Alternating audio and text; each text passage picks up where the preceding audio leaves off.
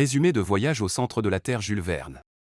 Voyage au centre de la Terre publié en 1864 par Jules Verne, raconte l'aventure extraordinaire du professeur allemand Otto Lidenbrock, un géologue passionné, de son neveu Axel, le narrateur, et de leur guide islandais taciturne Hans. Tout commence à Hambourg, lorsque Lidenbrock découvre un vieux parchemin écrit en runes par un savant islandais du XVIe siècle, Arne Saknussemm, qui affirme être parvenu au centre de la Terre en passant par le volcan éteint Snæfellsjökull. Fasciné, le professeur décide de suivre ses traces. Accompagné d'Axel qui doute de cette folie scientifique et de Hans, ils se rendent en Islande, descendent dans le cratère du volcan et entament un voyage périlleux dans les profondeurs de la Terre.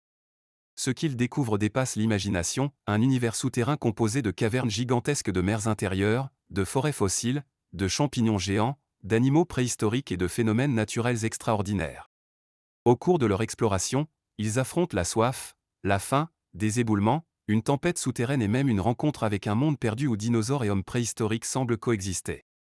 Après avoir perdu leur chemin, ils sont finalement expulsés vers la surface par une éruption volcanique, mais pas en Islande, en Italie, via le Stromboli.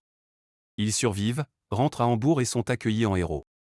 Le professeur publie ses découvertes, bien qu'Axel garde en lui le doute, ont-ils vraiment atteint le centre de la Terre?